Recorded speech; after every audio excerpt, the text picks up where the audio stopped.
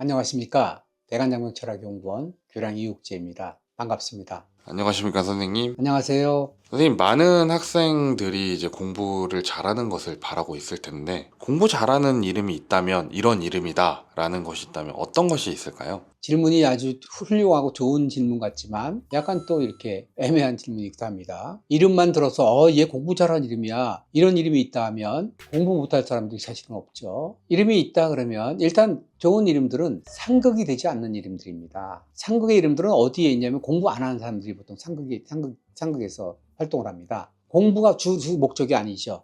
인기. 그렇죠. 어떠한 걸 해내는 사람들은. 그런 사람들은 공부를 크게 잘하지 않아도 자기 재능만 있으면 성공할 수 있죠. 그런 사람들이 상극의 이름들이거든요. 그래서 상생의 이름들은 어떤 하는 일에도 쉽게 무리 없이 간다. 그래서 상생의 이름들이 그러면 공부에 대입하면은 공부도 크게 무리 없이 잘할 수 있다. 이렇게 판단할 수 있는데, 다만 그게 사람 따라 틀리지 않습니까? 그죠? 누구나 다 그런 건 아니고, 어떤 사람은 기본 학문성이 돼 있으니까 돼 있는 사람이 좀 더 좋은 이름 가지면 더 잘 가고, 뭐 이런 경우에 해당이 되겠죠. 그래서 공부 잘하는 이름, 상생의 이름, 공부에 약간 노력을 더 해야 되는 이름, 상극의 이름, 이런 차이가 있겠죠. 그러면 노력을 더 해야 된다. 남들은 1시간 하면 될 걸 나는 1시간 반 해야 된다. 참 억울한 일이죠. 그런데 거기서 이름까지 막 그렇다 하면 2시간 해야 되고, 내가 시험을 보면 나는 열심히 한 것 같은데 점수가 안 나오고, 옆에를 딱 보면 쟤는 놓은 것 같은데 점수가 나보다 더 잘 나오고, 그래서 많이 봤거든요. 그래서 이름을 알 수 있는 거는 상생의 이름이냐 상극의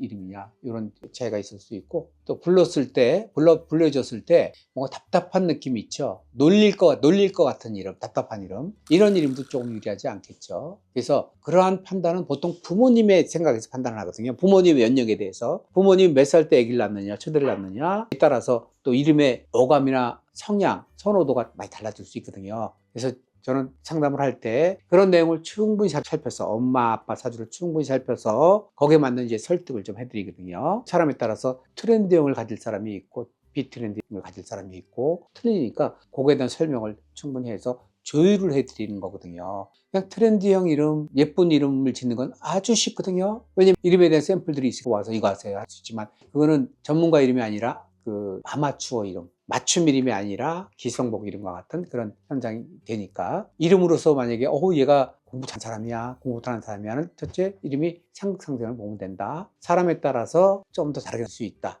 이렇게 답할 수가 있습니다. 답변이 되셨는지요? 네. 선생님, 그 상생과 상극의 이름을 주셨잖아요. 네. 이게 이제 전반적으로는 상생의 이름은 공부를 잘 하고 상극의 이름은 공부가 좀 부족한 거라고 말씀을 주셨는데, 이게 또 사주에 따라서 상극이 잘 맞는 이름이 있을 수도 있는 건가요? 그렇죠. 왜냐면 끼가 있다 그러면 그 사람은 공부로 성공할 사람이 아니지 않습니까? 그러니까 공부로 성공하는 직업군들이 있죠. 그러나 직업군에 따라서, 즉 일정한 학업이 필요 없는 직업군들이 있겠죠. 예를 들어서 연예인이 어떤 대학 졸업해야 하는 게 아니지 않습니까? 그래서 학벌이 필요 없는 직업군들이 있겠죠. 그런 쪽에서는 오히려 상극의 이름이 눈에 확 띄지 않습니까? 막 우리가 한동안 유행했던 이름들이 있죠. 원빈, 현빈, 그렇죠. 딱 상극이 귀에 쏙쏙 박히거든요. 근데 인물도 좋아요. 인물도 좋아. 그러면 그렇죠. 시너지 효과가 나겠죠. 물론 이제 현빈 씨 같은 경우는 인물이 아주 훌륭한데 무명 시절이 있었단 말이에요. 그게 이제 때거든요. 때. 그러나 자기 때가 왔을 때 굉장히 만개했죠. 그러나 이제 그런 이름들 같은 경우도 뒤로 갈수록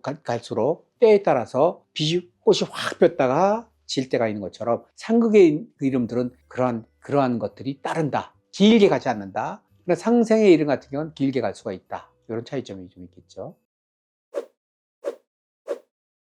선생님, 학업운이 있는 사람의 사주는 어떤 사주일까요? 우리가 학업운은 편인인수를 뜻합니다. 편인인수가 자리를 잘 잡고 있을 때 그 학업으로 공부도 잘하고 또 학문으로 대성할 수가 있습니다. 그럴 때 인성이 연지에 있게 되면 어릴 때 총명하다 중간에 총명함이 사라집니다. 중학교 1학년, 2학년, 3학년 요 전후로 해서 공부하는 운에 따라 좀 틀리거든요. 그래서 그때 되면 공부하기 싫어지고 길을 바꾸게 될 수 있습니다. 가장 좋은 게 월간이나 월지에 아주 좋습니다. 이렇게 되면 평생 그냥 공부라든지 학문, 정치 이런 거에 대해서 무리가 없습니다. 또 직업군, 사자의 직업들 혹은 지식을 기반한 직업들 연구에 보면 학문성이 다 그렇게 자리 잡고 있는 경우가 아주 많습니다.